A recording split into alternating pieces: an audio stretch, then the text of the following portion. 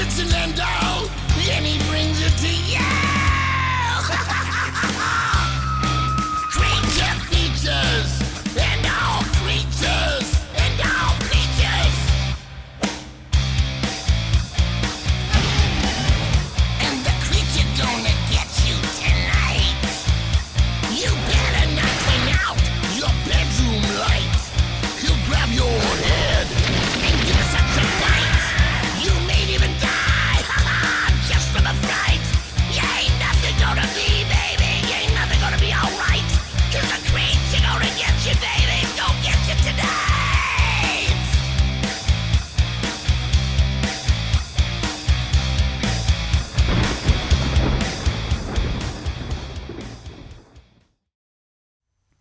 One may indeed be the loneliest number, and two is company.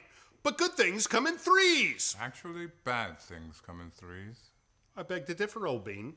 For the rule of three, or as the Latin people would say, bona venerit in tribus, is a principle that suggests that things that come in threes are inherently more humorous, satisfying, and effective than any other number of things. Your Latin is as bad as your French. Oh, pish-posh, Livingston. Your sense of humor is as humorless as a non-humorous person liking humor could be. Onward, Christian soldiers. Welcome to Creature Features. I am Vincent, the tiny vixen whose bite is worse than her bark is the lovely and devious Tangella, and the musty old bloke with a penchant for harshing one's mellow would be my rather conventional principal butler, Mr. Livingston. My incentive, dear viewer, for extolling the merits of the number 3 is so as to much ballyhoo our program tonight. For on this very evening, we shall be making television history by presenting a hosted movie show with not one, nor two, but literally 3 horror hosts in one episode, which by our menial research indicates that such a conflux of horror talent on one screen at one time has never yet happened ever before tonight. Nor should it ever happen again. Joining us as our guests tonight will be legendary horror host John Stanley and Mr. Lobo. John, as you well know, was the previous host of this very program, and Mr. Lobo, as you may have learned a few episodes prior, is the enigmatic host of Cinema Insomnia. So tonight we shall wag our chins and wax nostalgic about our feature film, namely 1959's House on Haunted Hill, starring Vincent Price and Richard Long, a ghastly tale about a millionaire who offers large sums of cash to victims for a terror-laden stay in a haunted mansion. Sounds all too familiar. So don't go away, because it's going to be another night of horror-infested fright right here on Creature Features. Stay tuned.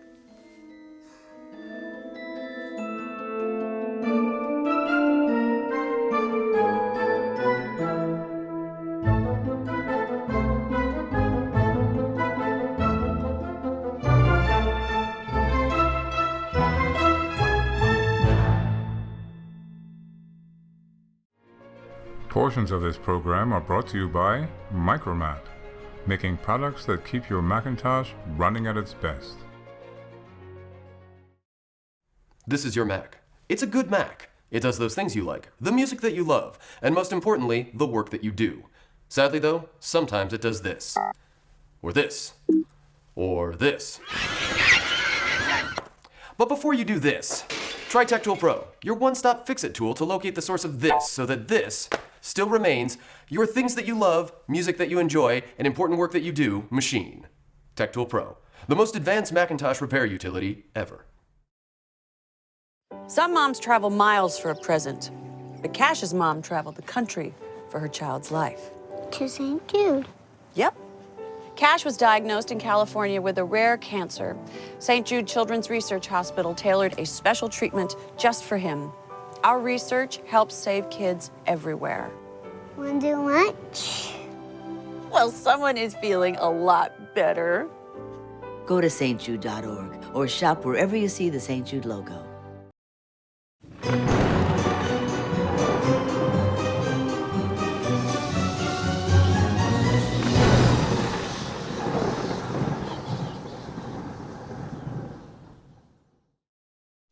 Good evening. It's going to be one of those nights. I know it. I feel it in my bones. You know why? Because we've got 3 horror hosts. No waiting. No waiting. We've got John Stanley and we've got Mr. Lobo.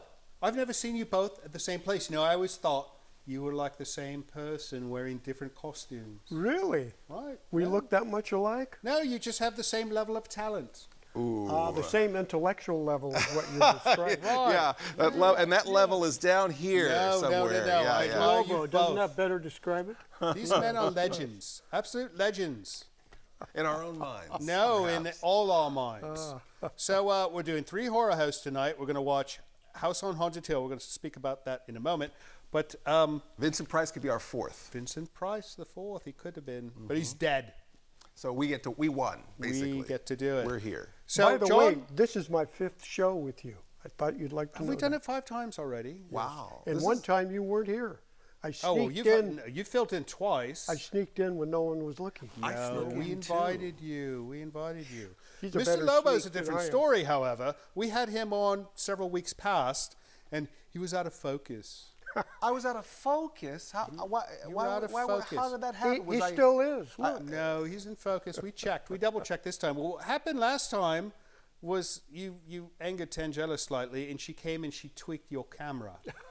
Why would Tangela do a thing like that? I was very kind to her. No, I know. Why Apparently, wouldn't Tangela do it? we found out, we had a little sit-down chat, and we found out that apparently when you arrived, you said she looked nice. I did.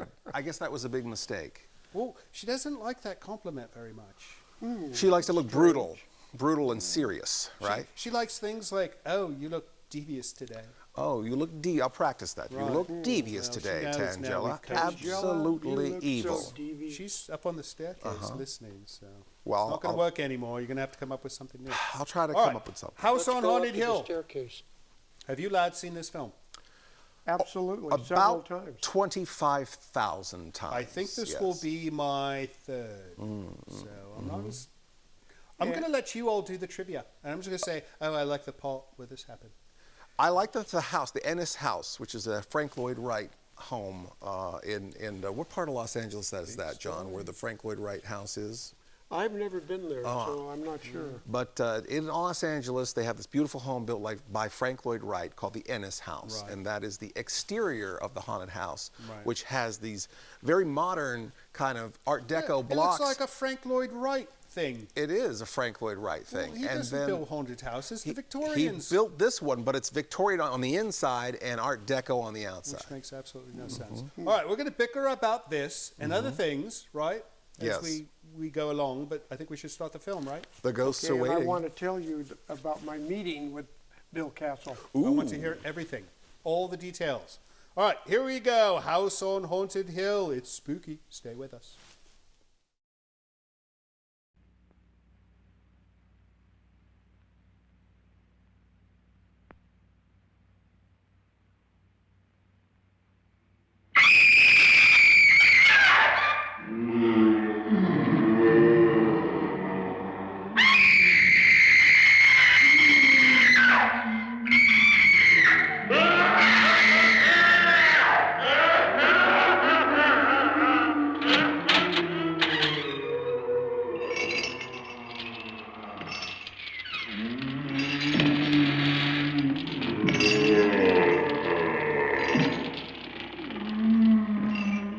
The ghosts are moving tonight, restless, hungry.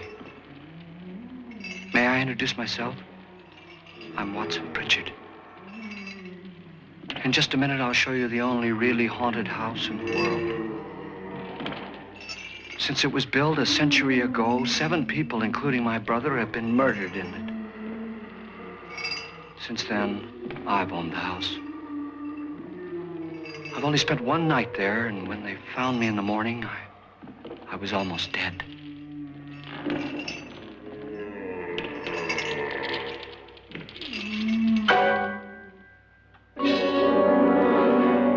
I'm Frederick Lauren, and I've rented the house on Haunted Hill tonight so that my wife can give a party. A haunted house party. She's so amusing.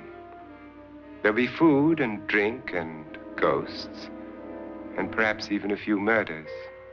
You're all invited. If any of you will spend the next 12 hours in this house, I'll give you each $10,000, or your next of kin in case you don't survive. Ah, but here come our other guests. It was my wife's idea to have our guests come in funeral cars. She's so amusing. Her sense of humor is, shall we say, original. I dreamed up the hearse. It's empty now, but after a night in the house on Haunted Hill, who knows? This is Lance Schroeder, a test pilot, so no doubt a brave man. But don't you think you can be much braver if you're paid for it?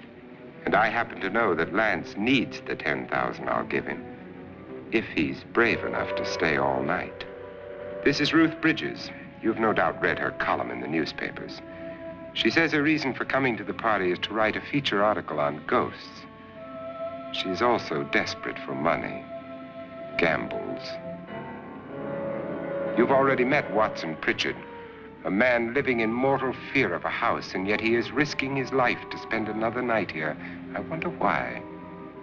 He says for money. This is Dr. David Trent, a psychiatrist.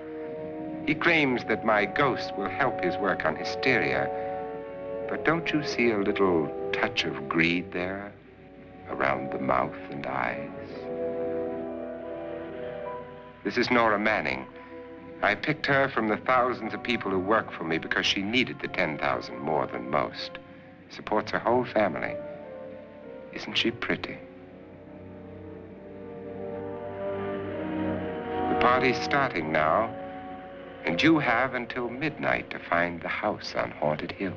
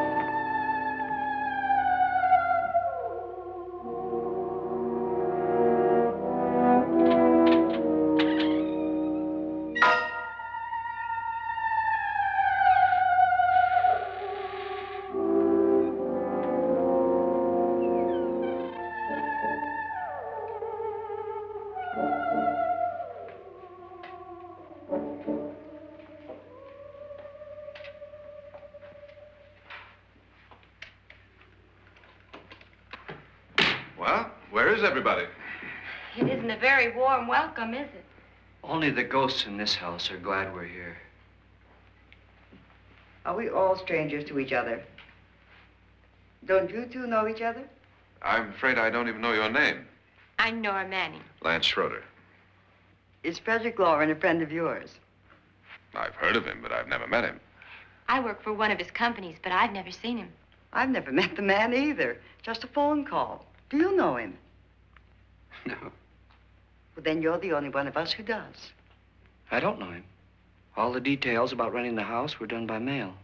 He's quite wealthy, isn't he? Millions. And 5 wives, I believe. 4, I think, so far. A $50,000 party for only 5 people is a little steep, even for a millionaire. Well, if I were going to haunt anybody, this would certainly be the house I'd do it in.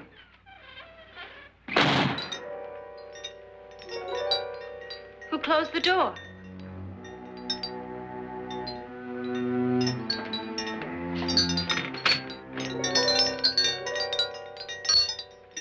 This thing's made of solid steel.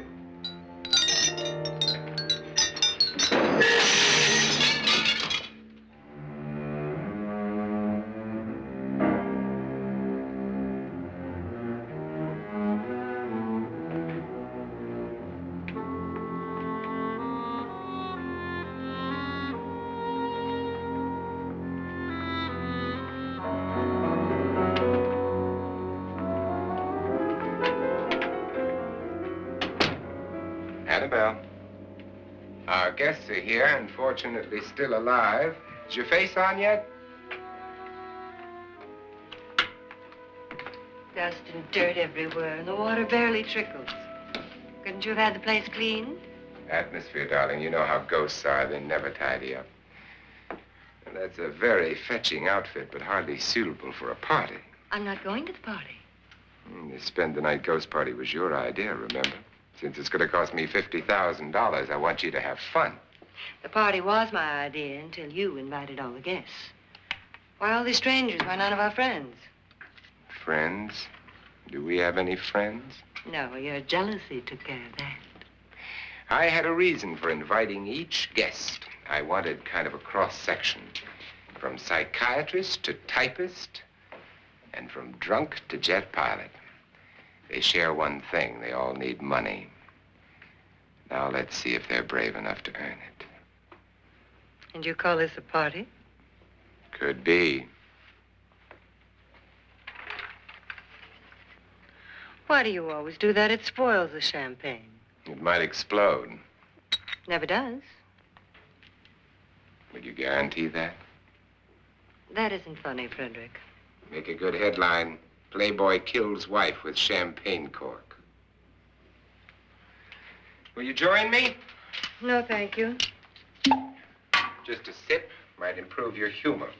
My humor is fine, thanks. And I haven't poisoned it.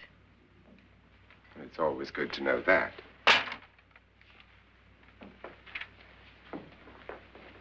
Have some. You'll enjoy the party more. Go on.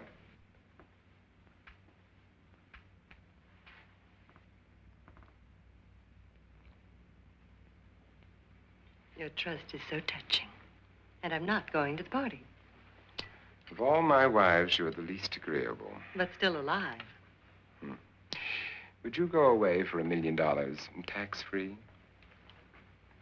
You want it all, don't you? I deserve it all.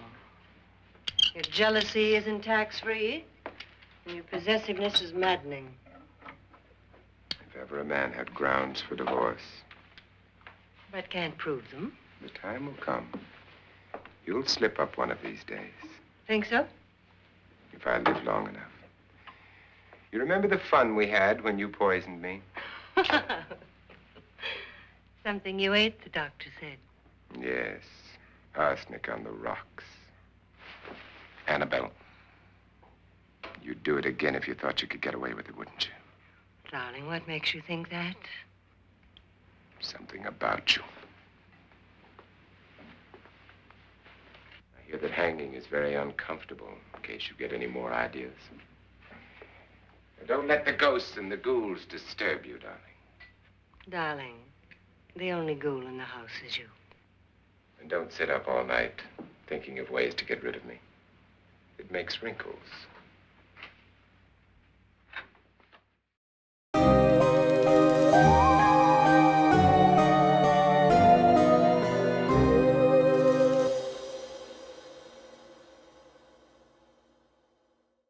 Portions of Creature Features are brought to you by the Winchester Mystery House in San Jose, California, Explore the mystery at winchestermysteryhouse.com. Experience your favorite horror, comedy, and science fiction films of the 70s, 80s, and 90s on the big screen with the Cult Film Series at Roxy 14. Double features Thursdays at 7 p.m. Visit us on Facebook for more information.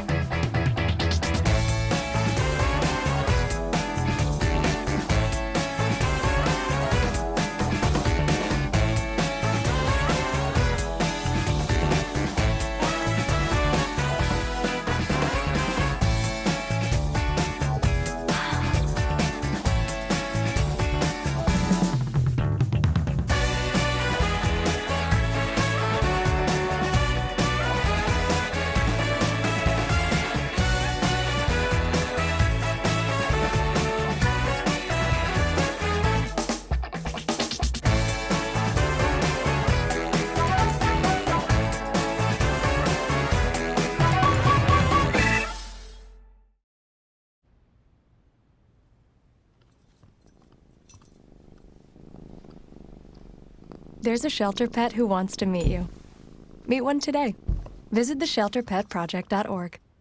Adopt. Hello, I'm Vincent, this is Tangella, and we just want to remind you we've got a wonderful website. It's at creaturefeatures.tv, and at that location we've got things like previous episodes, our merchandise, we've got photographs of the entire gang, including Tangella and her hideous friend. So be sure to come see our site. You'll love it.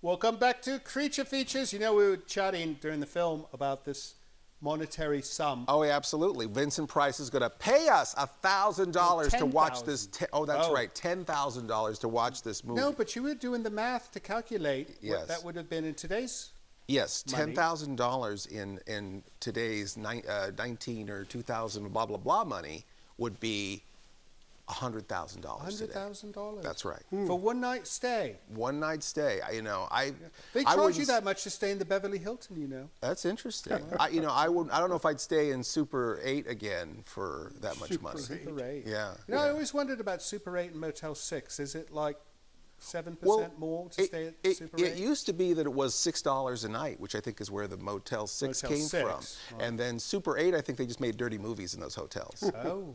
Well, that makes sense. Yeah. All right. Well, John, you were saying that you met William Castle.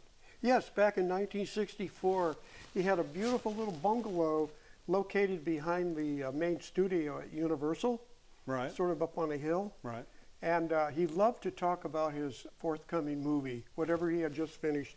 He would. And this was 1959, so it was not this. This is 1964. That you so met he him. had already made the film we're seeing tonight. Right. And he was sort of in the middle of his success as the gimmick director. That's what he was called. Because each film would have a gimmick.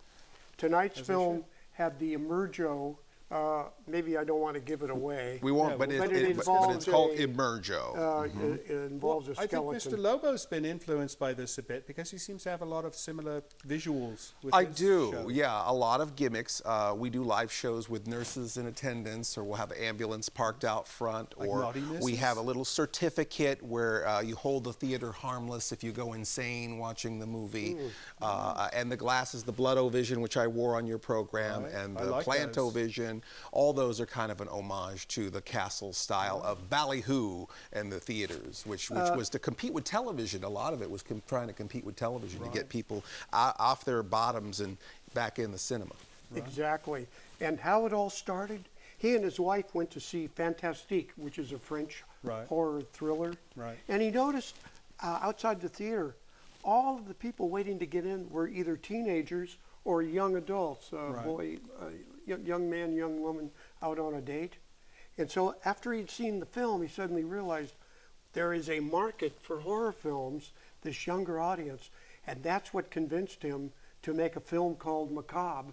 So he'd never done one before that? No, most of his films through the 40s and 50s, when he was at Columbia Studios, were low-budget westerns, low-budget mystery films like the Inner Sanctum films. Right. Inexpensive movies that would run an hour and 5 minutes or so and play on a double bill.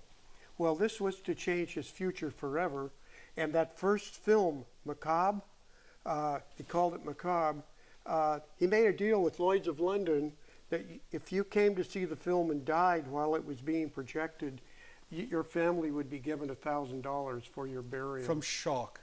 This was the very first gimmick, and Bill Castle became known as the gimmick director. The gimmick director. So he was the gimmick of horror films, and you would be the gimmick of horror-hosted films. Yes. Do you think he's a good gimmick, or? No, I think he's a wonderful horror gimmick. host. No, he's been giving me lessons by telegram. No, I need them. And from you, John taught me a lot too. So I'm learning from two of the best. He's learning slowly, but he's learning. Yeah. Well, yeah. I've always had that problem. You have to. Now you're supposed to teach me how to rock. All right. Yeah, no. I know you got a rocking chair over there. Maybe you could show me how to. We're also going to teach you how to roll. I can teach you how to play guitar, or if your fingers are too fat, I can teach you how to play a bass. Oh, okay. Well, I do have fat fingers, so I might be a born bass player. Is that first base or second base? Yeah, here we go. Bad joke. Yeah. That's our segue Is to it get that back kind to of the party, film. John? All right, off we go. Back to House on Haunted Hill. Stay with us. It's a fun night.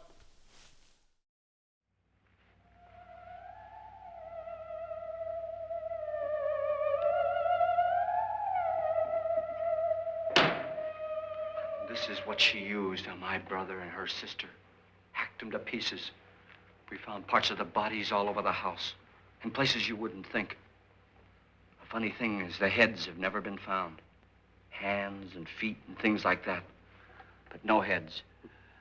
The wife, probably in a rage, threatened her husband with a knife and then, carried away by hysteria, took a swing at him and simply went on from there. She certainly went on. How many people did she kill, Mr. Pritchard? Only two. Her husband and her sister. No one else was here. So there are two loose heads just floating around in here somewhere? You can hear them at night. They whisper to each other and then cry. Since our host isn't here, would anyone care to mix me a drink? Certainly. What will you have? Good evening. I'm your host, Frederick Lauren. Since we're all strangers to each other, let's get acquainted with a drink, shall we? Mr. Lauren, I advise you to call this party off now. The ghosts are already moving, and that's a bad sign. Let me apologize for my wife. She'll join us later. What do you have? Scotch and. Doctor? I'll have the same. Now, before the party begins, let's go over the details. The caretakers will leave at midnight, locking us in here until they come back in the morning. Once the door is locked, there's no way out. The windows have bars that a jail would be proud of, and the only door to the outside locks like a vault. There's no electricity, no phone, no one within miles, so no way to call for help. Like a coffin. So if any of you decide not to stay for the party, you must let me know before midnight. Of course, if you leave, I shan't be able to pay you anything. I'm interested in your reasons for this, party. Aside from the pleasant company. Ghosts, Doctor. I think everyone wonders what they would do if they saw a ghost. And now my wife has given us all the opportunity to find out. Amusing.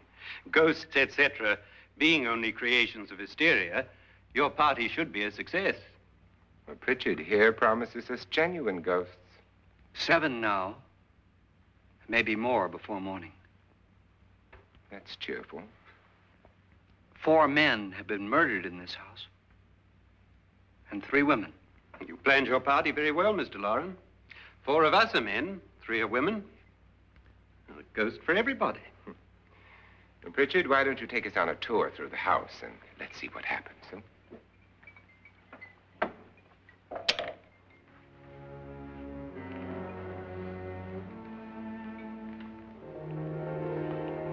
See that stain? Blood. A young girl was killed here. And whatever got her wasn't human. Don't stand there. What do you mean? Where?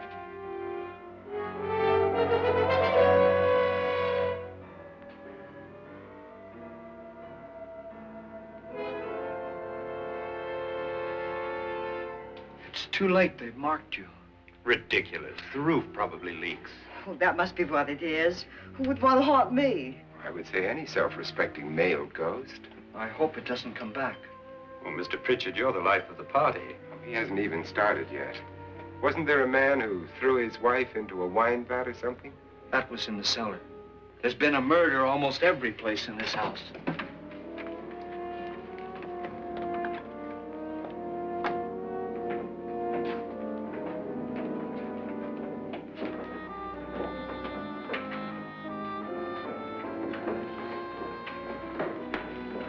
All this belonged to a Mr. Norton, who didn't die here. He was electrocuted later.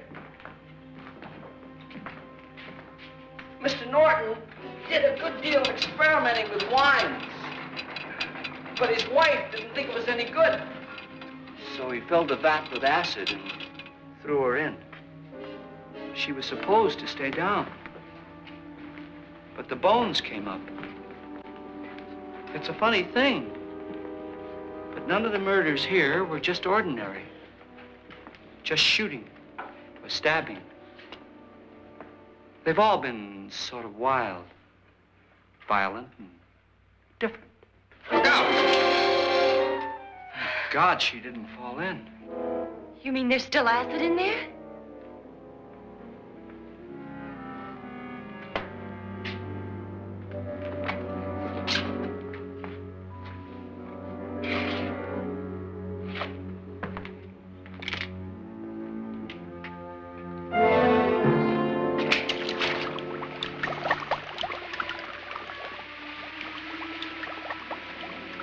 Destroys everything with hair and flesh.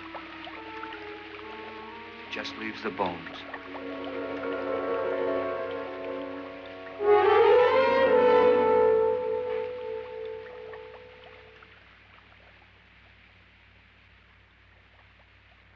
My, it's dry and dusty down here.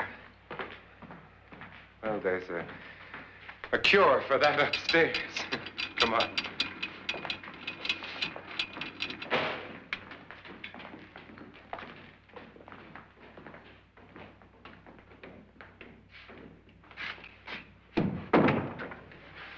How'd you get invited to this party? No. No, go on.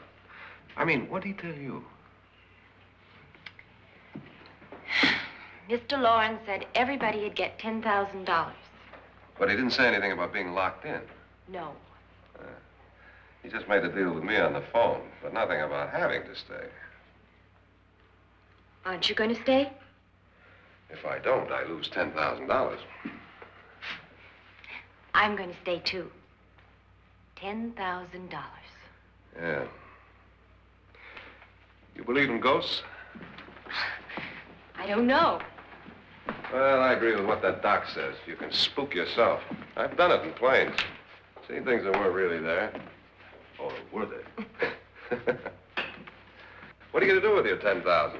If we get it. What do you mean, if we get it? Won't he pay us if we stay? Ah, sure he will. 10,000 is no more to him than a nickel is to us. We were in an automobile accident. Now I'm the only one in the family who can make any money. Boy, I've never seen so many doors.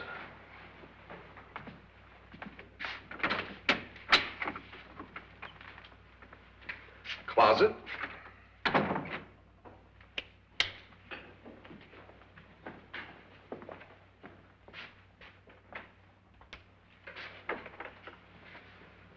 Bottles.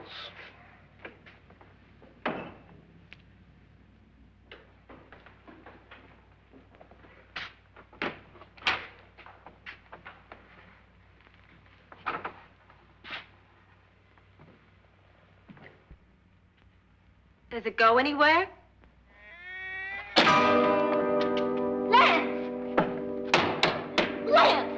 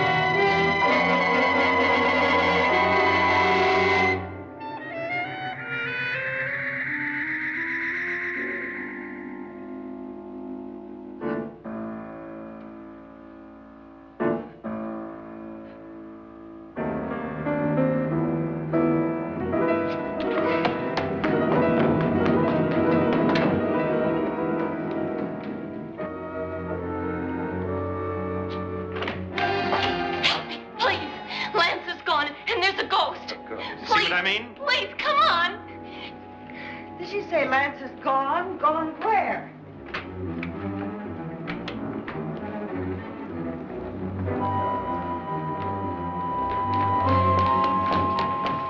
We'll have to break it down. It's locked. Locked?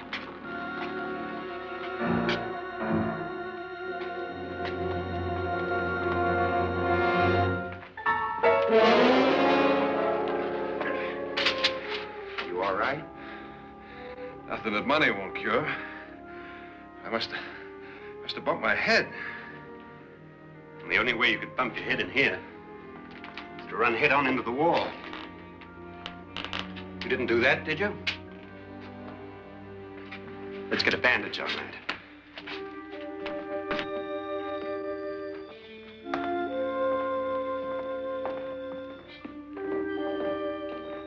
I wonder why they didn't kill him. Who? He didn't bump his head. They hit him. They?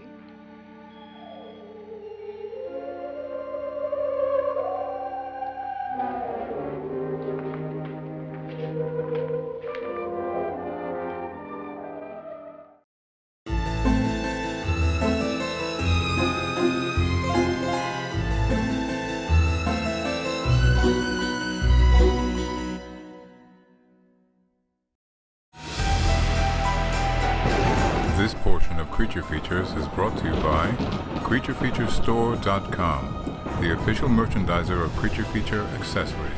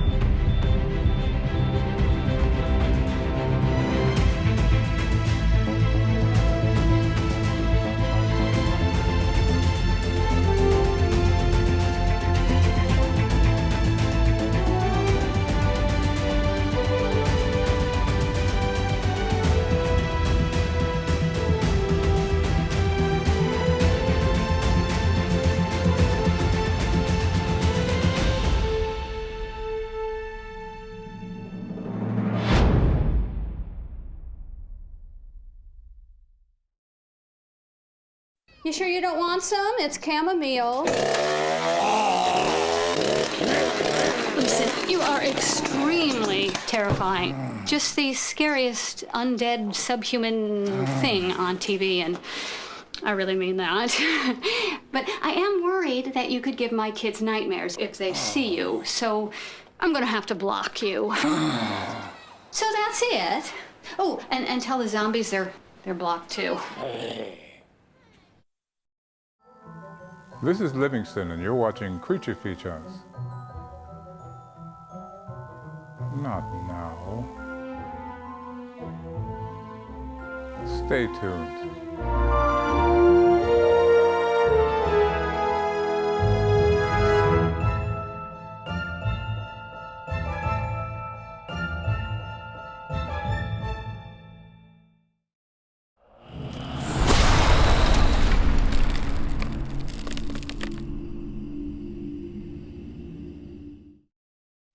Welcome back to Creature Features. John and Mr. Lobo had to step away. You know, I heard they wanted to go get a beer. They actually went to the loo. They're in the loo, in the same one? We have more than one. Oh, that would have been grisly, right? Anyways, we're going to do letters, because that's what we do, right?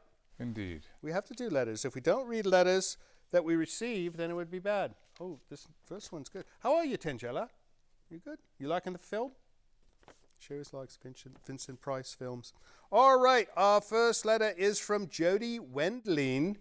Oh, this came in the mail, right? Yes. Because I could see her handwriting. And look, it's Tom and Jerry, right? I believe so. Jerry from Tom and Jerry. No? Looks like Jerry. All right. Hi, gang. It's me again, Jody from the Napa Valley. I was so excited to see you read my letter on the air and that you would hang it on your wall of fame. I think I'm going to put this one up there, too, because it's got Tom and Jerry on it. It really made my day. Remember, Vincent, on day one of your show, you said if you loved and aired the letter we send in to you, that you might send out a T-shirt or something. I did. We used to do that, right? Yes. Maybe we will again. We'll see. I'm not a greedy person, but a refrigerator magnet would be nice. Now, that is a brilliant idea. I think we should do that. Refrigerator magnets. You're all my favorite show on TV and adore all three of you. That's you two as well. See? Even though he's no curmudgeon. Since you aired Nosferatu, it made me come up with the idea to have Tangela do a little silent, scary skit at the beginning of your show. She does that at the beginning of every single one of our shows. Why would we add another one? Your tiny silent skit, horror skit. All right, black and white film, of course. By Tangela would be terrific. Jody Wendling. Well, thanks for writing again, Jody. And next time, send me one with Jerry on it. Or is he Tom? Tom Katz. All right, that makes sense. All right, next up is a letter. Oh, you're giving me long ones tonight. I like that. People like the letters segment, don't they? All right, this one is from Becky Stewart in Tiburon, California. Well, you know, we're getting a lot of mail from Tiburon lately. It's a lovely place. No, they have good reception to San Francisco and the transmitters. It's a nice view. All right, dear Vincent, I heard you recently say you can watch a movie a few weeks after initially watching it, and it's like a new film for you. Yes, it is. Most likely because of your short-term memory loss caused by all those rocking guitars. Now, that's my hearing loss that was caused by that. Though that might be the case for you, most of us viewers don't have a short-term memory loss and don't want to see the same movie twice, especially a horror B movie. Please stop showing the same movies twice. Killer from Space again. Ugh. Well, you know, Killers from Space, people call and request that film, so we have to do what the customer wants, right? Thanks for writing, Becky. Popular demand. Right. Last letter. New viewer Bill from Texas. That's his name. New viewer Bill from Texas. Interesting. I like that. All right. He goes, Vince, I'm writing from Texas. We've ascertained that, Bill. I've been watching the YouTube stream for a few weeks, as well as catching up on the past episodes. I noticed the Nosferatu episode with the guy that pukes on people, and I thought I'd write to tell you that's not a normal thing in Texas. Well, it's not a normal thing in California either, Bill. I also liked when John Stanley filled in as host. He filled in as a guest tonight. It was refreshing to have a host that really appreciated the films. I think he's working up to an insult here. Speaking of which, is there any chance that you would step down and let Tangela take over as the full-time host? She really seems to like the movies, but you seem annoyed by them. Well, I'll tell you, Bill, we actually tried that once, and it did not work out very well.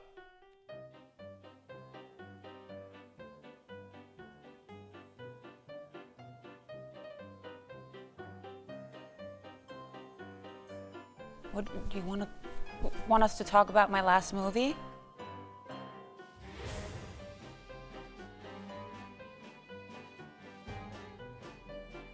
I don't know what's going on here. This is weird. As you can rightly see. All right, thanks for writing, Bill. That's it for letters. If you'd like to send us a letter, use the email address you see down here, or if you'd like to pen a letter like Jody did, use the physical address you see here. Either one will get to us, and we will read it, and we'll probably enjoy it, right? Indeed. All right, off we go to House on Haunted Hill. When we come back, we'll hopefully have John and Mr. Lobo sitting in that chair. Stay with us.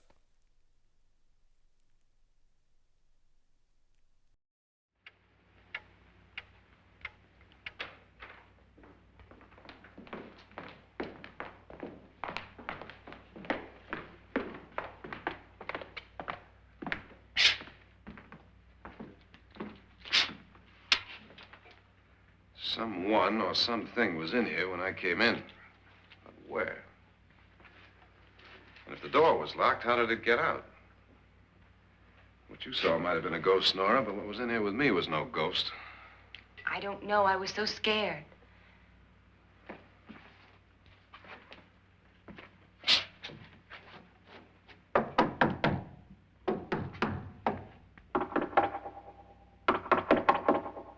it sound different to you? Yes.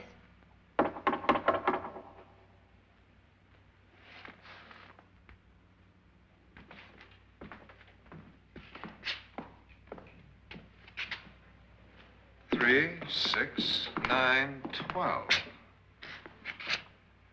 12 feet.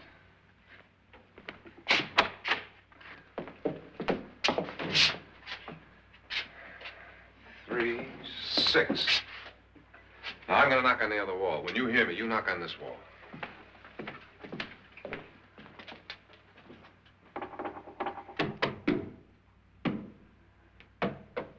Tap lower down.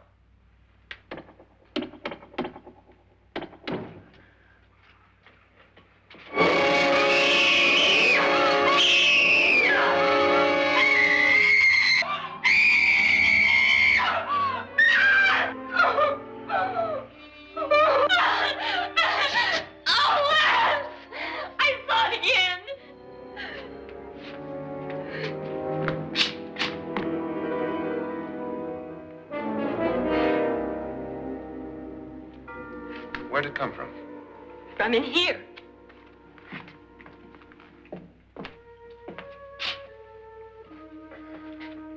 What if it ran out of here? I'd have seen it. Lance, it doesn't run. It just floats. Yeah, but why didn't I see it? You don't believe me. How can I?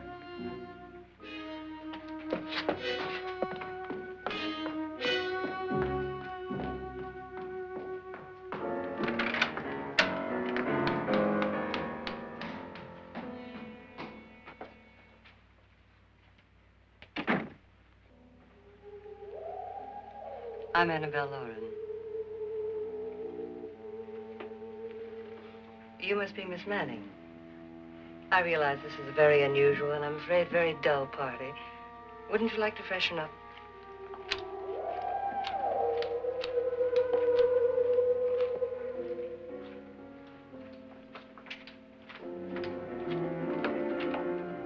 This is your room. Depressing, isn't it? I doubt if I'll spend much time here. It's going to rain. Perfect atmosphere for my husband's party. Why did you come here? He said he'd give me $10,000. Why did he pick you? I don't know. My supervisor just came and said I'd been invited. How long have you known my husband? I just met him tonight. So? Why you?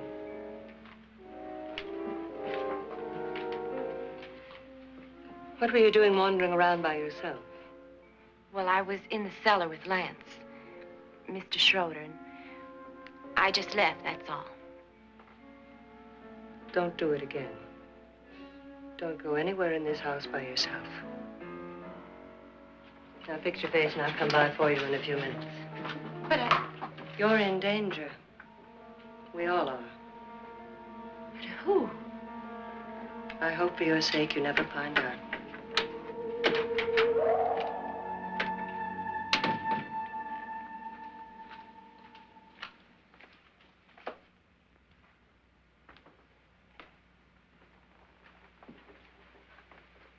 I'm Annabelle Lauren. Were you looking for something? Not exactly. Are you the doctor? No, I'm Lance Schroeder. The pilot. You've hurt yourself. Oh, it's just a bump on the head. Which is my room? I believe this is it. Thank you, Mrs. Lauren. Annabelle, Lance.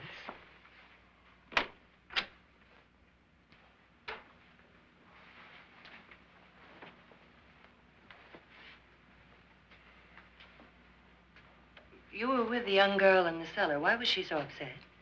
Was she? And you don't look like the type to go around bumping his head. What really happened, Lance? Well, Nora thought she saw a ghost, but I didn't see anything. She was just frightened then. And mad at me, I think. I kidded her about it. I wouldn't joke about anything else that happens here tonight. Now, don't tell me you're taking all this seriously. Aren't you? Well, I'd like to find out what hit me. Lance. If I need help, may I count on you? Sure, I guess so. Look, what's going on here anyway? I mean, what is with this party bit? This is no party. He's planning something. Your husband? I wish I knew what it was. Must be pretty big if he's going to lay out 50,000. The money doesn't mean anything. He has a reason for getting us all up here to this dreadful old house. Well, what for? He doesn't even know us. Maybe that's exactly why you're here. Well, what can he get away with? Oh, he thinks that big money like his can get away with anything. You know, of course, that I'm his fourth wife. The first simply disappeared. The other two died. Lance, I don't want to join them. You mean he, Oh, his doctor said they died of heart attacks. 2 girls in their 20s. Well, what can he do? My husband is sometimes insane with jealousy. Nothing matters to him then. Please be careful. Would he hurt you? He would kill me if he could.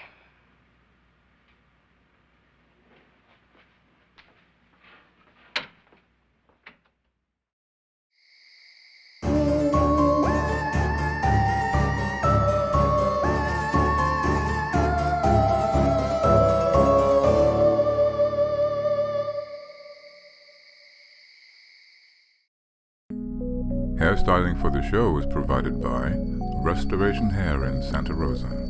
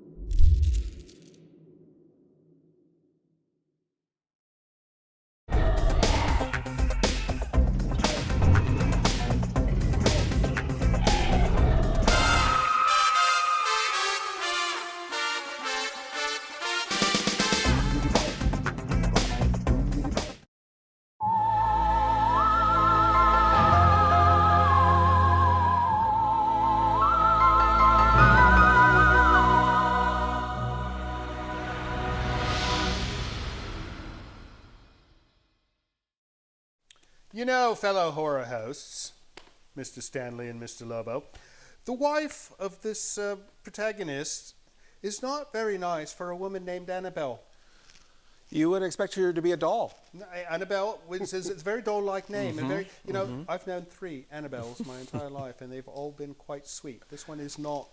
Now, Vincent, did you know that this movie made so much money that it caught the attention of Alfred Hitchcock? The Alfred Hitchcock. The Alfred Absolutely, Hitchcock, yes. who, of course, made a film here at Bodega Bay. Right. called The Birds. Yes, absolutely. Not this turkey, no. But he was so impressed that he thought, okay, well, I could get in on this and make my own low-budget movie. And he took the crew from his TV show, Alfred Hitchcock Presents, and they filmed Psycho the very next year. And this was the launch of his horror movie career. Just took a stab at it. Watching this film. Yeah, that's right.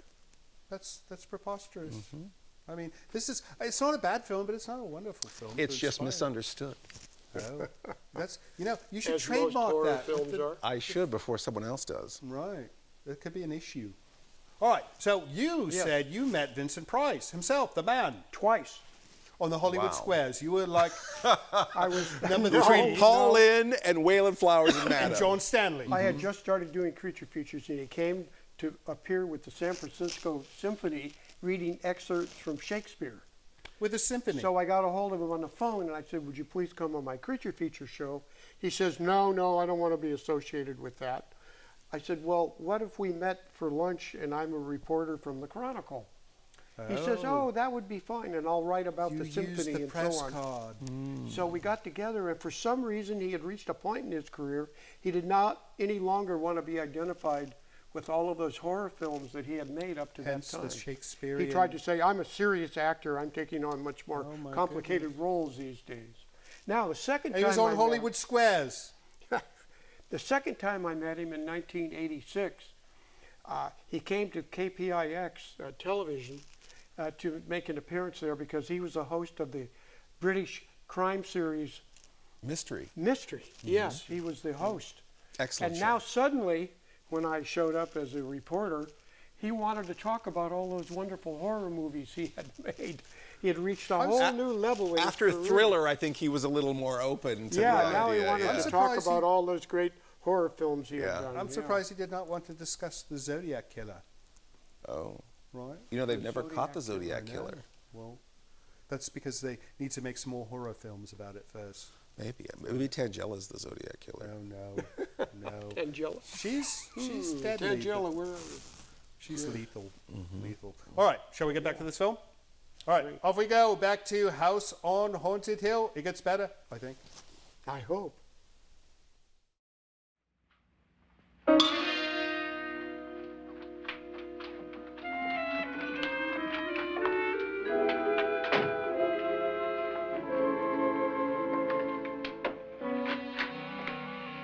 Annabelle, you're missing all the fun. Nora Manning was almost killed by a falling chandelier. The pilot bashed his head in. Is he badly hurt? The Saturnine psychiatrist bandaged him up. Don't you want to go and console him, as you do most men, in your fashion? You're so clever, Frederick. Yes, I lie awake nights wondering why I married you. It was rather a mistake. You didn't marry me, dear. I married you. Unpleasant, but no mistake. Hurry up. Frederick, for the last time, I'm not going to your party. And for the last time, it's not my party, but yours. And you are going. I am not. You ready, dear? No. Are you ready, dear? Yes, damn you. Would you adore me as much if I were poor? No. All you want to be is a lovely widow. It's almost time to lock up the house. And then your party will really begin. I wonder how it'll end.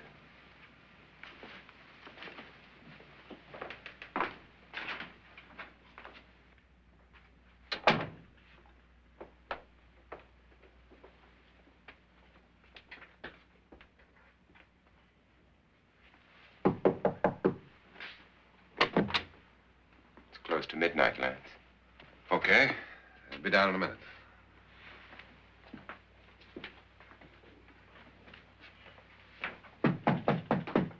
Who is it?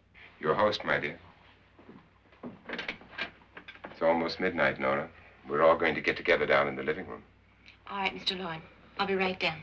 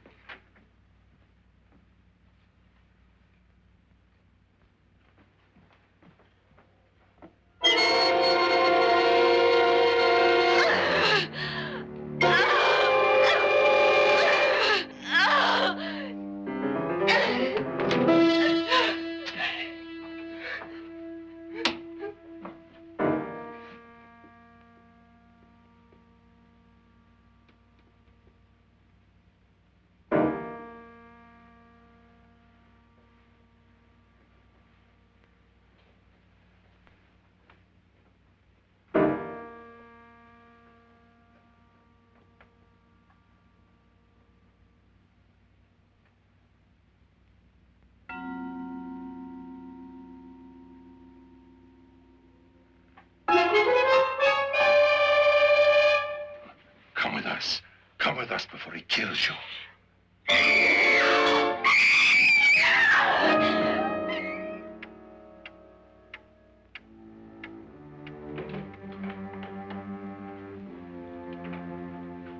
Where's Nora? Miss Manning.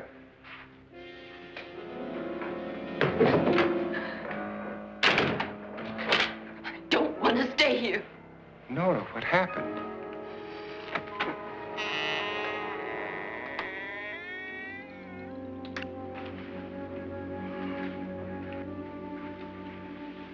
That's Jonas Slides and his wife. They've been caretakers here for years. She's blind, you know. I'm not going to stay here. Well, Doctor, it looks like we have a real case of hysteria on our hands. I think she's just a little upset, not hysterical.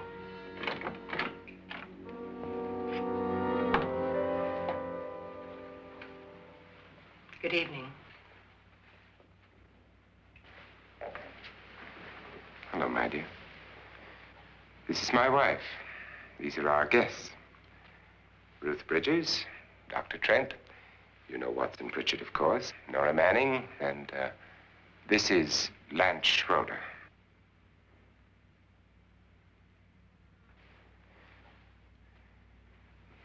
Get me out of here. Now, what about the 10,000? I don't care. He wants to kill me.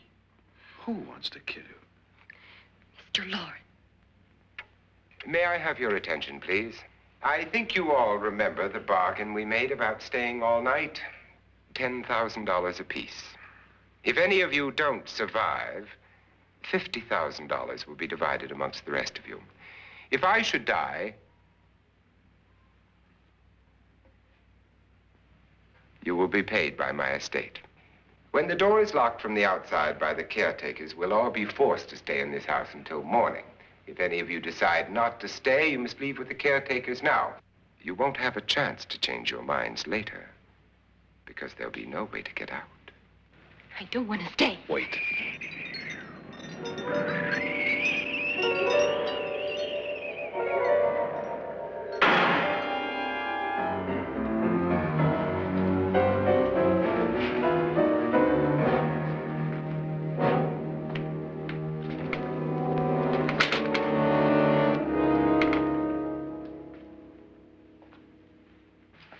Midnight yet? Who told them they could leave? They never leave before midnight. Well, they've gone now. I was going to ask you whether you wanted to stay or not, but it seems that the caretakers have made the decision for you. We're all locked in now. But I don't want to stay. And I'm sorry, my dear, but it's too late now.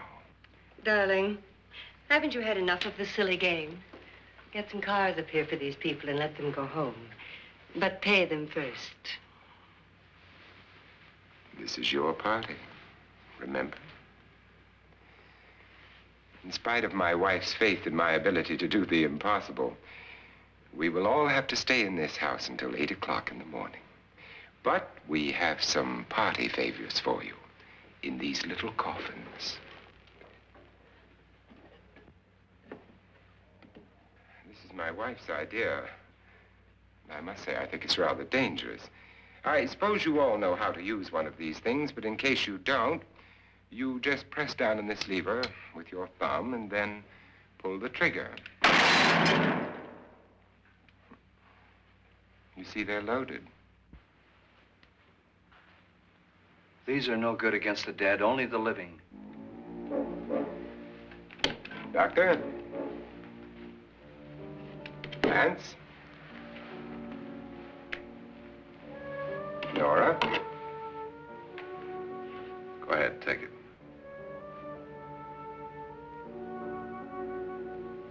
Miss Bridges?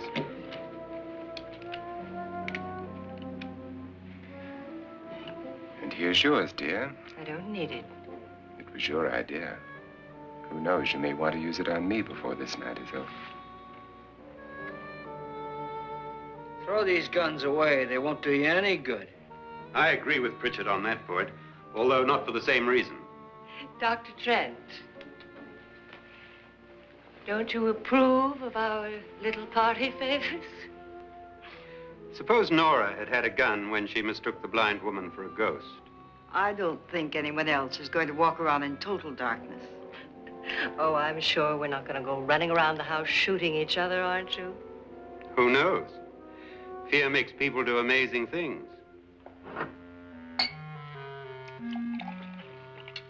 Mr. Pritchard, you said your sister-in-law killed a man and a woman here and cut them up? You said they found hands and feet, but they never found any heads. Would you like to see one of those heads? Would you all like to see one of those heads? Well then, just follow me.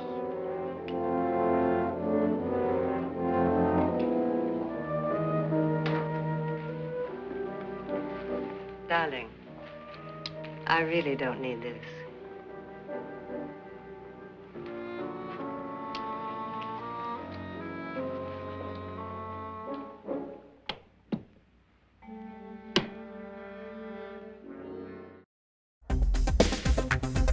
Walter from San Francisco. Vincent.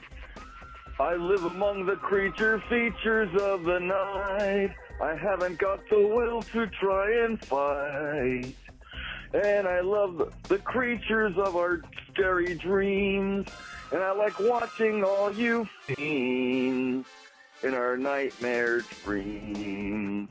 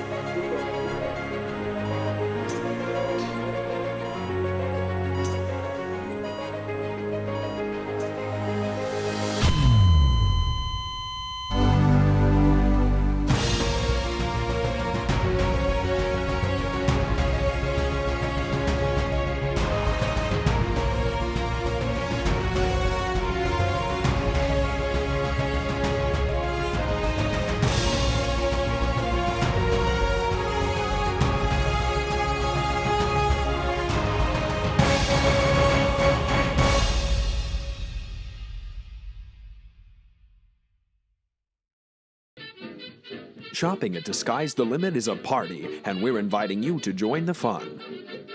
Heading to a festival or planning an event? We are here to help. You can even rent out the shop for parties or a private photo shoot with our fashion experts. And here's something to celebrate. Disguise the Limit is now offering a membership package with special perks like access to private events and great deals on rentals. Call us for more information. Disguise the Limit. It's more than a store. It's an experience. Portions of Creature Features are brought to you by the Winchester Mystery House in San Jose, California. Explore the mystery at winchestermysteryhouse.com.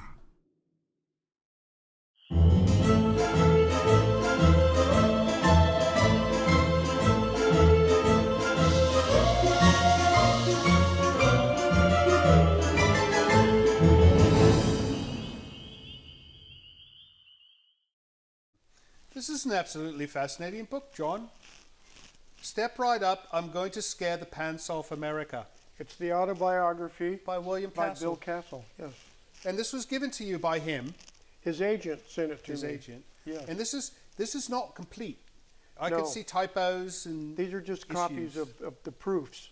They still have to be read and corrected and so on. Wow. Well, looking at this, I think they wanted you to do corrections for them. I So can this see is your pencil marks inside. So you say of this is a review copy of a book that William Castle was writing? Yes. Wow, that's amazing. And I'm sorry to say I incredible. never ended up with a copy of the final book. I think this is better. This is like the beta version. Well, it's And kind now of you're too late. All the collector's bookstores are closed. Right. Yeah. I would rather have this one. Except Barnes and Noble. Yeah, It would have been nice if he signed it, though. Mm-hmm. All right. So this film, what's happened? Nothing fun. Lots of stuff. Oh, what do you mean? There's a bunch of people drinking and handing out guns. That's what you do when you think that your house is haunted, right? You get everyone liquored up and give them weapons, give them The firearms. weapons made no sense to me either. Protect you from ghosts, of course. They're already Just start dead. firing through a wall. They'll Yeah, kill you why not? again. You know, It's not. it was the 50s. You know, that was just how we dealt with things. We just alcohol and firearms. Yeah. Well, speaking of alcohol and firearms, Yes. what is it with this American agency called the Bureau of Alcohol, Tobacco, and Firearms? What is it about it? Why is this all mixed together? It seems like it was originally alcohol, tobacco, firearms, and ghosts. So they actually, they actually shortened it. Yeah, they shortened it. Yeah. So they'll get there. They'll keep shortening it probably. Boy, you captured the spirit of that organization, I must say. Very well. What else have you been up to, John? Well, I'm working on some new projects.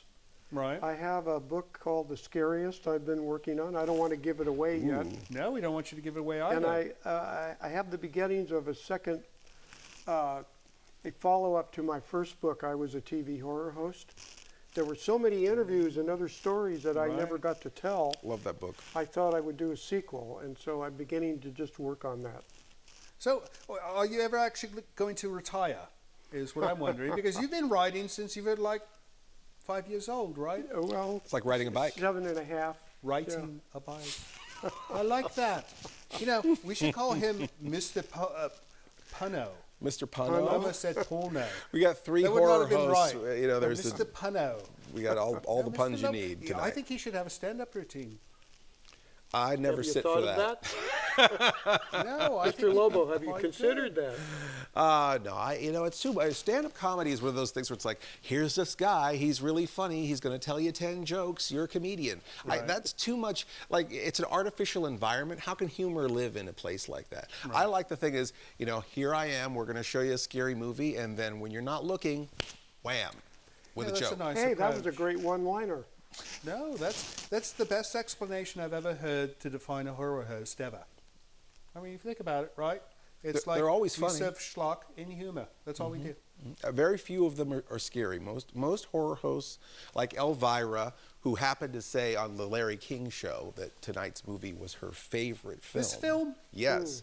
Elvira was in The Groundlings with Pee Wee Herman. Oh, I know her well. She's a comedian. What does Elvira have that you don't? She has a couple of things that Mr. Lobo doesn't have. I can't put my hands on them right now. We're going down a dirt road, so I think I'm going to divert us back to the film, and when we come back, hopefully we'll have some dirty stuff. All right, off we go, back to House on Haunted Hill. Stay with us. Just go look in my suitcase. Just go look.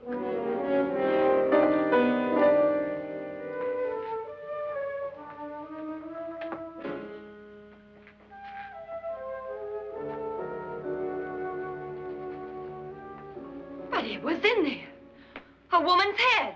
Nora, I think you're a little upset. Would you care for a sedative? Get out! Get out, all of you! All of you, get out of here and leave me alone! Just get out of here! You think it's all right to leave her by herself, Doctor? I wish she'd taken the sedative. Well, what do you suppose she thought she saw? They're closing in on her. Look, Doc, I think somebody ought to stay with her. There could be 1 million people around her. But if they wanted her, they'd get her.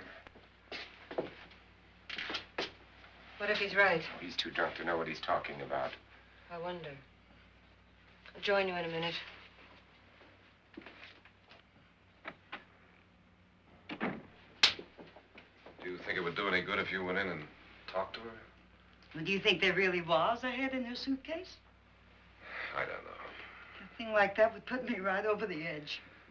Look, would you sort of stay up here, I mean, in case she needs help? All right. I'll be in my room. Just call it. Thanks.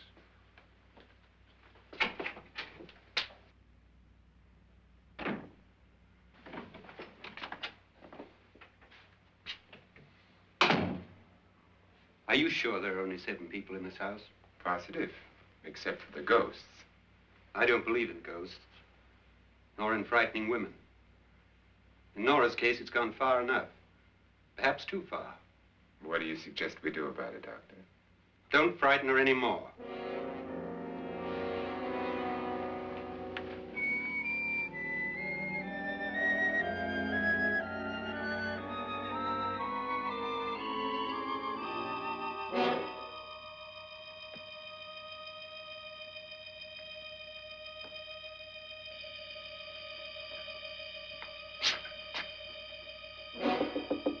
Nora?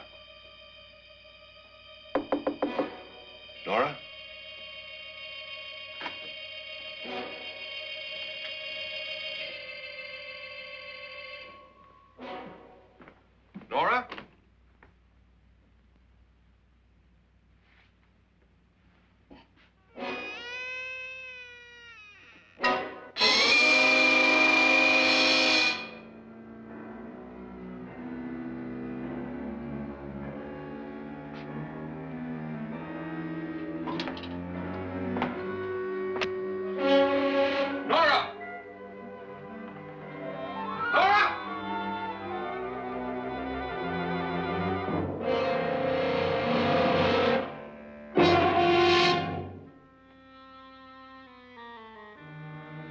What do you know about this? They've taken her. In a little while, she'll be one of them. Where's Norton? Where is she? It's too late. It's too late. You'll never find her again. Pritchard, if you know where she is, you better tell me now. She's gone. She's gone with them. And there's nothing you can do about it.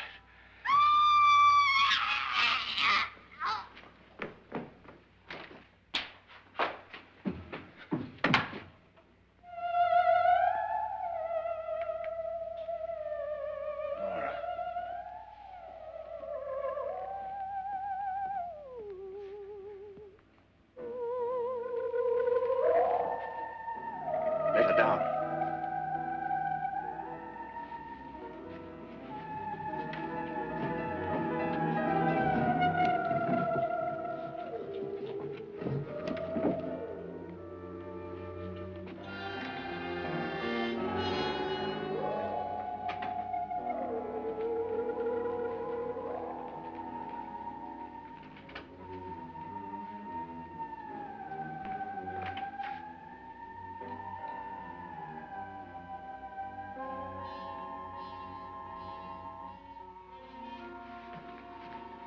Nora? She's dead, Mr. Lauren. Your wife hanged herself. Suicide.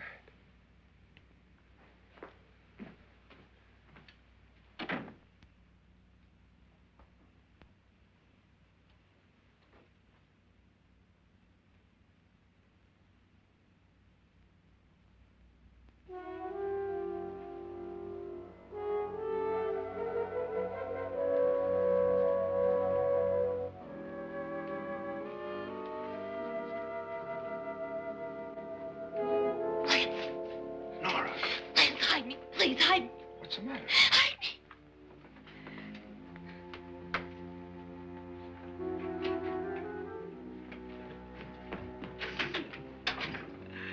He tried to kill me. He grabbed me and choked me and put me in that room. And then he went away and left me. Who? He thought I was dead. Who? Mr. Lord. Are you sure about this? I don't know. It was dark, but it must have been him. Has anybody seen you since he left you? I heard some people in that room, but I went by and nobody saw me. Mrs. Lauren is dead. But how?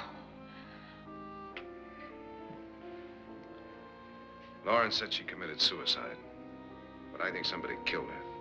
Him?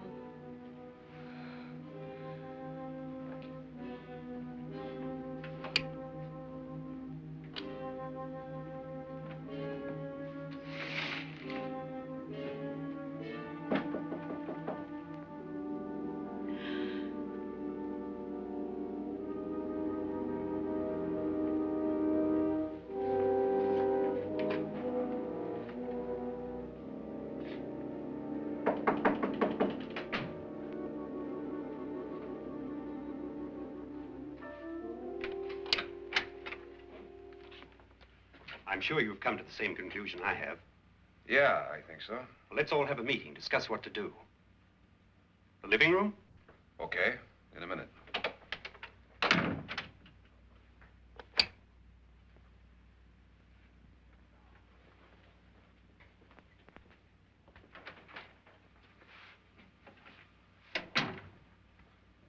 I've got to go downstairs. Now, you lock yourself in here and don't let anybody know you're here. If he thinks you're dead, he won't come here. And I'll get back as soon as I can. You'll be all right. And if you have to, you use it.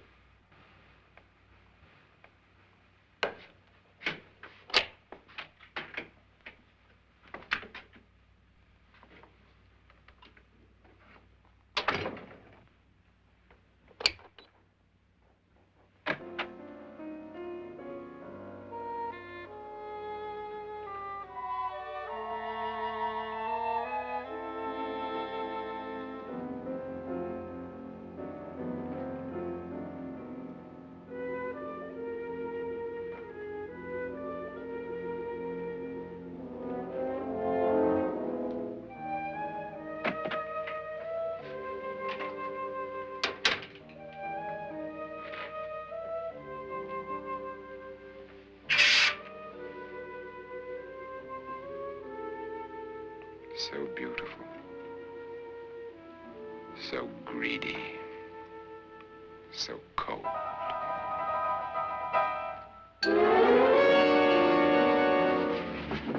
What are you doing in here? Wait. Don't wait. What do you mean coming in here? I didn't want them to take her away. You're drunk. They will if you don't watch her. You're drunk. All right, out with it, Pritchard. Why did you come into this room? I'm the only one who understands. Understands what? Your wife isn't there anymore. She's already joined them. Now, Pritchard, I've had enough of your spook talk. Get out, you sot, and don't come back into this room again.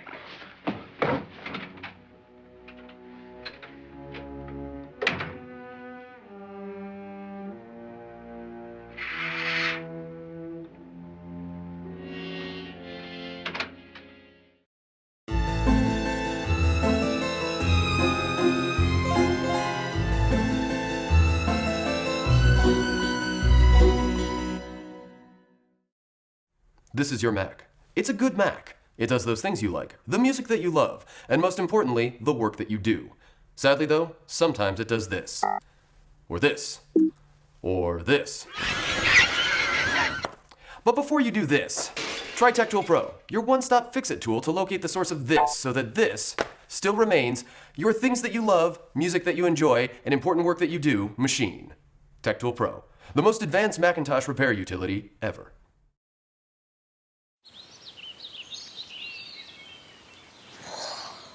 Oh, look, a redhead. Staring contest.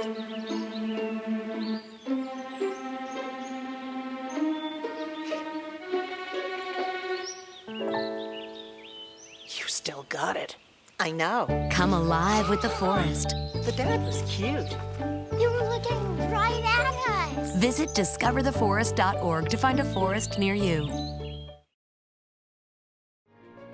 Portions of this program are brought to you by Micromat, making products that keep your Macintosh running at its best.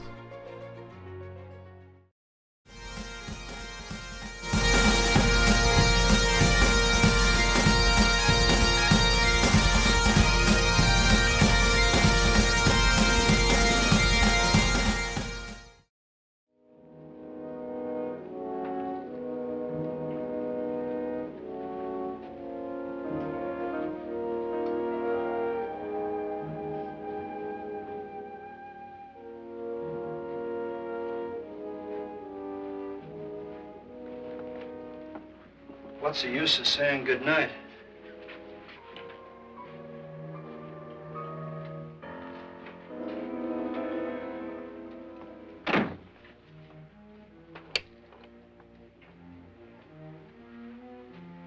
Good night.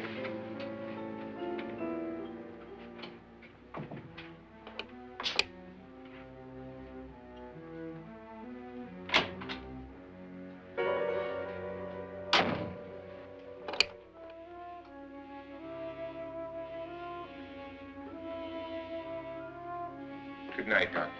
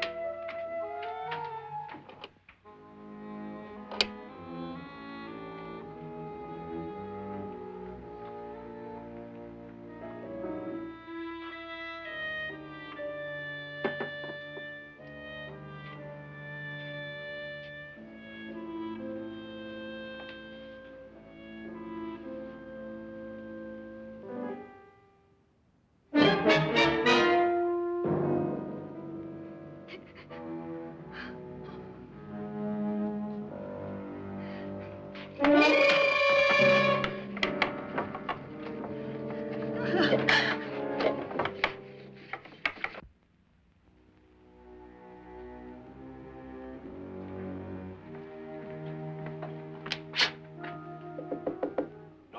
it's me, Lance.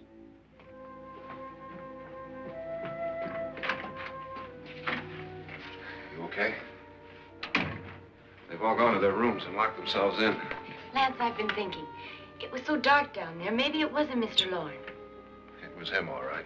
He tried to kill you, and he did kill his wife. How can you be so sure? She tried to warn me, ask me to help her. The doc thinks he's going to try and kill one of us. Now, there must be a way out of this place, and I'm going to find it and get the police before he does. I'm going with you. Well, if he finds out you're alive... No, Nora. You're safer here than any place else. Now, just lock yourself in and keep quiet.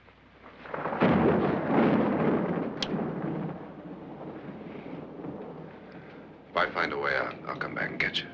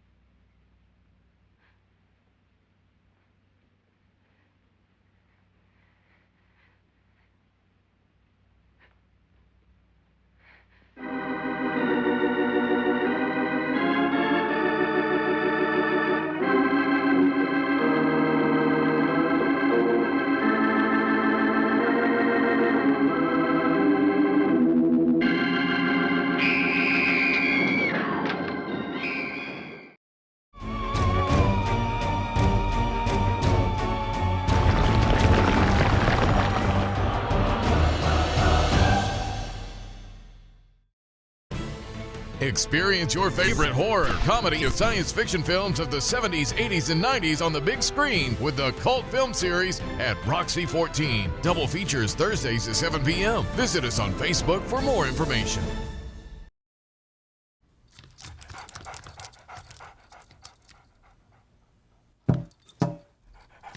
There's a shelter pet who wants to meet you. Meet one today. Visit theshelterpetproject.org. Adopt.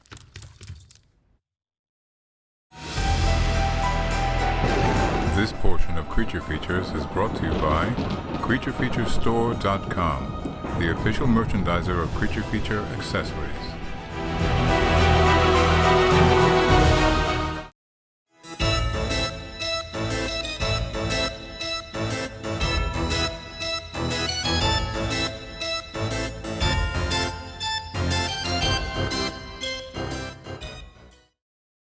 Welcome back, my lovelies. The film is getting a bit spookier now, is it not? I think it is, and I've seen these two shudder more than once. Anyways, I have two horror hosts on the couch. There's 3 here total. 3 total. Well, you know, I'm still green, so I think being green is very appropriate for a horror host. host. Good look. It worked well for Herman Munster, and it might work for me. But I want to talk about you guys because you're my guests, and I have a question I've been wanting to ask both of you.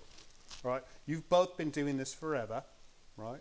18 years for Cinema Well, I only Ensemble. did it for 6 years. But you did it much longer than me. So I want to know, starting with you, Mr. Lobo. Okay. What's the best thing about being a horror host and the worst? Okay, that's a good question, Mr. Yes, Van Dahl. I would say the best part of it is that it's the only kind of thing in television that I can think of where you get to write your own copy and be a character and produce and make all the phone calls and talk directly to the audience and be a companion for them and get down on the floor with your crayons and you're really kind of allowed to wear a lot of hats and be creative across a lot of disciplines and incorporate all that creativity. It's not like your job is to just talk at the camera. Right. No, that's not it at all. And so I think I like the diversity of that as an art form. Wearing many hats. Wearing many hats and being able to express myself creatively in a lot of different ways, from artwork to editing to promotion to all of it. I think the worst part about it is that it's so hard to make any money doing it. And it's so difficult to keep it going. I feel like every 2.5 years I have to reinvent it somehow to try to find a new channel to be on, or a new type of, okay, we're doing streaming now. Okay, DVDs aren't selling anymore, so we'll be over here now. So it's this constant thing of having to keep it going, to sort of have to bring it up from its ashes every 2 years. You have to get into the podcast era. That's an interesting point, because you've had to chase the technology. Yeah. I don't think I'm going to have that problem, because I don't know whether they're going to go beyond this except for like virtual reality. Right, straight into your brain. Right. Yeah, I mean, when we started, we were on broadcast, and we went to. I was on a satellite network for a while. I've been on cable television. I've been satellite, cable, and then of course DVDs, and then there's Blu-rays, and then there's streaming, and so you're constantly. And YouTube. And yes, and not YouTube. All right, what about you, John? What's the best thing about being a horror host? The thing I love the most about it, I was able to go out and look for those characters I wanted the audience to meet and know. People like Christopher Lee, Ray Bradbury, Robert Bloch. To be able to share those personalities, get them on camera, and ask them direct and unusual questions. To me, that was the greatest part of doing that show. Right. Also, getting out of the studio with the cameraman on days of the week when you weren't worried too much about doing the show, and you'd go to a location and you would create your own little, what I called a mini movie. I loved those mini movies. I'd go to a wax museum and I'd create my own story using the props and other actors and so on. Right. And I was able to create 8 so or 10 I see a running theme here. It's creativity. Creativity you is the don't get plus. that doing a different program, because you've got script writers and you've got other people telling you what to do. And it's like you're inserting your own movie into the greater movie you're showing. Well, what was the worst part? The worst part. sometimes they would pick films, and I'd look at it, and I would say, oh, my God, this is just... One time they even picked a couple of films that really weren't horror or sci-fi. Didn't fit the mold. And I would have to go down to the... talk to the film manager and explain, is there something better we can get for that particular week? Because I would see each film before it would be played. That was very It's the opposite with me, because it's like, it's a surprise when we get a good film. They're all bad. I assume they're going to be bad. And when I get a good one, I'm like, oh my God, has somebody made a mistake? Did Livingston pull something out of the attic that maybe we can't run? You know, I often say to people, it's the best, worst job in the world. And we'll leave it at that. All right, let's finish this film, and we come back. You know what we're going to do? We're going to find out what you two are doing next, right?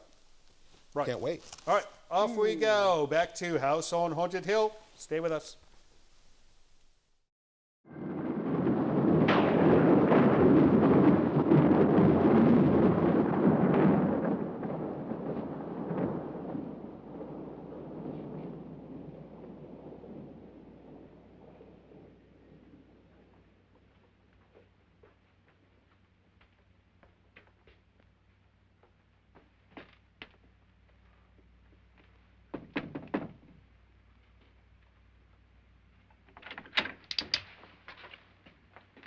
An admission of guilt, Doctor? Certainly not. There's either somebody else in this house or one of us has left his room. Did you hear anything? Organ music? That, and someone walking. You got yours? Ready? You look downstairs, and I'll look up here. Why not together? There may be only minutes, seconds left of someone's life. Why waste time?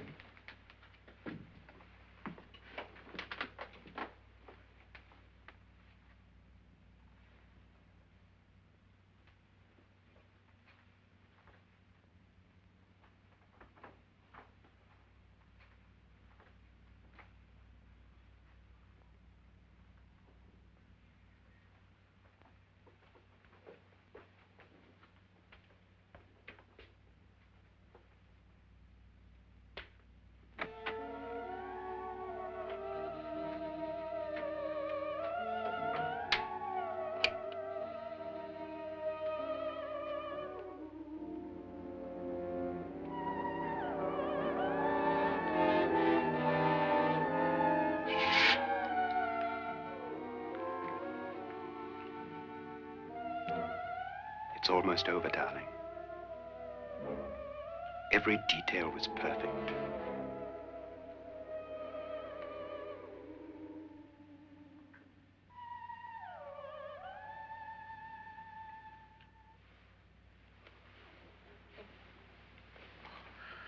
What's happening? We've done it. A perfect crime. Beautiful. Has she killed him? Not yet, but she will. Get me out of this hanging harness. What's taking that girl so long? What time is it? At first, I couldn't get Nora to want to protect herself with a gun. But after you appeared at the window, everything began to work just as we had planned. You were wonderful. Just the touch that finally drove her into complete hysteria. It'll be worth all of our planning, darling. Where's Nora now? What's happening? On her way to the cellar. So scared she'll shoot the first thing that moves. And Frederick? On his way to the cellar, too. David, are you sure none of them will suspect us?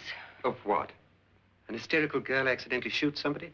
Who would suspect that we planned it that way, that we drove her to it? What about my suicide? But just a ghost party gag. We'll claim it was a dummy since I'm the only one who touched you. And the caretakers? Well, they had no idea what they were really doing. What about Nora? She's not stupid, you know. Darling, believe me, everything we've planned is working perfectly. Nora is sure Frederick murdered you. She thinks Frederick attacked her in the cellar, not me. And now Nora's almost out of her mind with fear. The heads, the music, you're hanging. I tell you, when Frederick walks in there, she'll shoot him. It's taking too long. David, you ought to be there.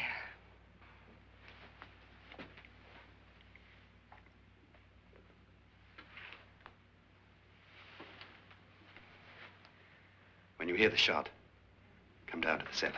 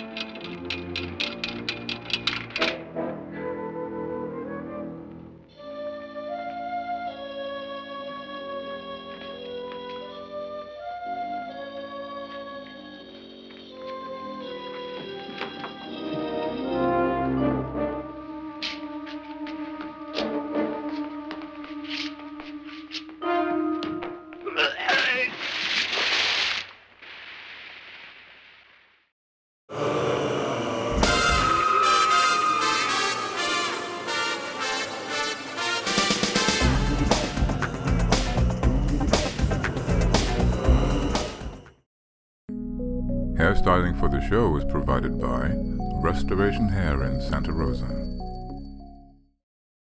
Hey, it's Spooky Boo. Trouble sleeping at night? Need a little help? Relax and listen to some spooky, scary stories. I have ghosts and goblins, witches and demons, crazies and clowns. Check out Spooky Boo's Scary Storytime at www.scarystorytime.com.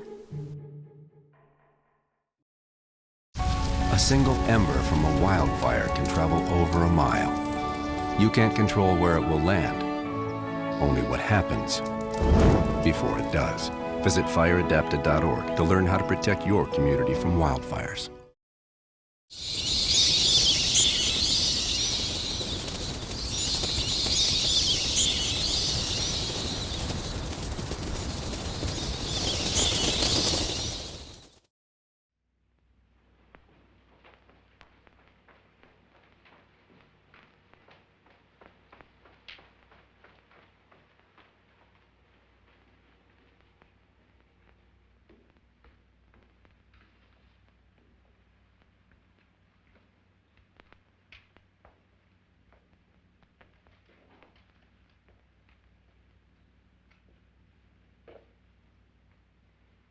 David? David?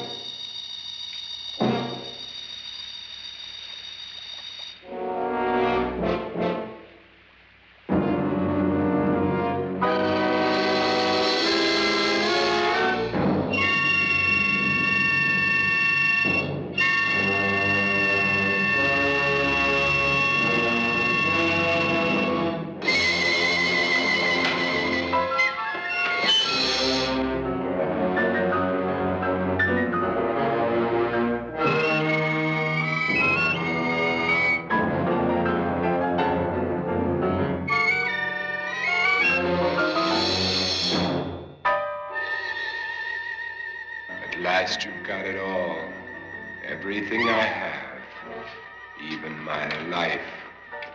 But you're not going to live to enjoy it. Come with me, murderess. Come with me.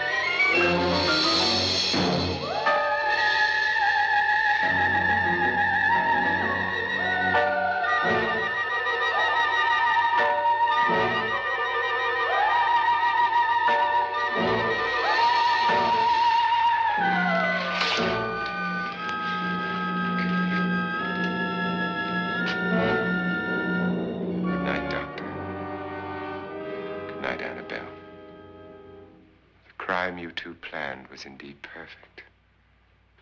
Only the victim is alive and the murderers are not. It It's a pity you didn't know when you started your game of murder that I was playing too.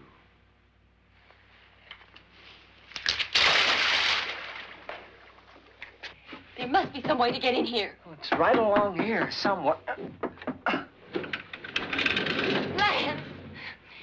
I've shot Mr. Lorne. He's down in the wine cellar. Alive? I don't think so.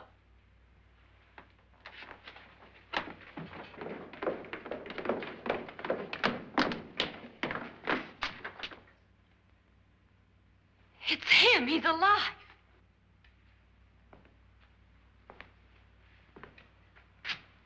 You didn't shoot anyone, my dear. I loaded your gun with blanks. I can tell you all now. Trent and my wife were planning to kill me. They failed. Trent tried to throw me in the vat. My wife stumbled and fell. I'm ready for justice to decide if I'm innocent or guilty.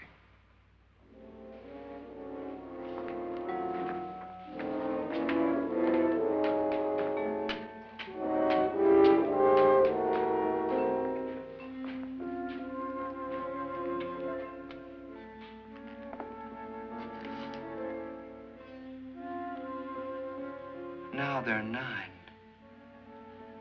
There'll be more, many more. They're coming for me now. And then they'll come for you.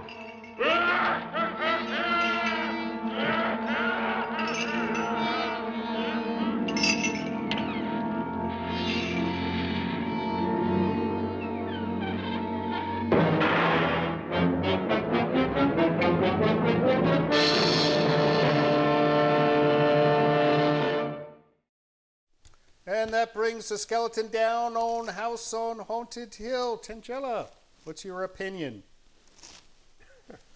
She likes it. You know, she likes any Vincent Price film. I could show any Vincent Price film. She even likes Hollywood Squares. So as long as it's got Vincent Price, she's going to like it. 2 of us are right here. Yes, 2 squares right here, no waiting. And 3 make a crowd, right? 4 Hey, for each of these horror films. It's a quartet. That's right. And actually, we've got more. All right, so this whole skeleton marionette thing. John, you were saying that all of Castle's... Yes, Bill Castle always came up with a word to describe the film's gimmick. And in this case, it was emergo. Emergo. And yes, emergo, basically, it's going to emerge above your in head. the theater, they would have a wire going across the audience, and then they would crank out this model of a skeleton that would drift over everyone. In that last scene, when Mrs. Lauren has her bad acid trip and falls in and burns, when he comes out with his puppet, his marionette machine, that's when you see it go back. At that point, the skeleton's already fully emerged, and then the skeleton would drift they had to back. synchronize with the film. They would synchronize with the film projection. Go right ahead. And this all was done when the film premiered. They would do it in a limited number of theaters. They couldn't go across the country and do this everywhere. It's complicated. So it was a very limited kind of And it was called Emergo. Yeah, he would tour with a lot of those he would go on to the Emergo sounds like some there. Latin American detergent of some kind. No, that's right. Something removes those stains. It removes blood stains. Right? Yeah. That's right. That with power bubbles. All right, fun movie. We'll probably show it again. Maybe sure. not. I don't know. Why not? We'll see. But what are you chaps doing next?